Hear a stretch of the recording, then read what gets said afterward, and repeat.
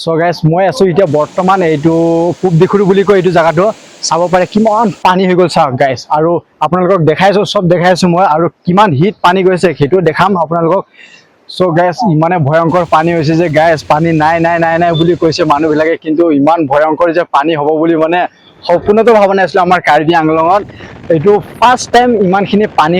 পৰিমাণ মানে দেখা গৈছে যিহেতু মানে পানী নাই বুলি কৈ কিমান হাহাকাৰ হৈছিলে ন সো এইটো হাহাকাৰৰ ফলত মানে কিমান পানী ভগৱানে দিছে চাওক গাইজ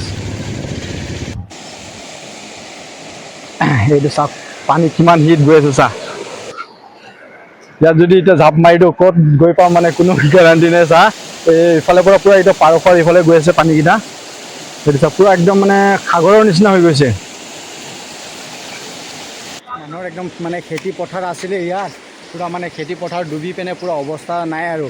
মানে যিমান মানে ধান খেতি আছিলে যি আছিলে ইয়াতে মানে চব মানে উটি গ'ল চাব পাৰে কিমান পানীৰ সুত চাওক পানীৰ কিমান হিট চাওক সেইটো কাৰণে মানে পূৰা উটি গ'ল তো গাইছ আৰু কি ক'ম আৰু বহুত মানে বেয়া লগাৰ কথা কিমান কষ্ট কৰি মানুহে ধান লগায় কিবা কৰে তো এনেকুৱা যদি হৈ যায় তো কেনেকুৱা লাগিব কওকচোন গাইছ হয়নে নহয় কওঁ চ' ইয়াৰ বিষয়ে মই আৰু একো নকওঁ আৰু চ' ভিডিঅ'টো যদি আপোনালোকৰ ভাল লাগে তো শ্বেয়াৰ কৰিব আৰু ফ'ল' কৰিব নাপাহৰিব আপোনালোকে বাই বাই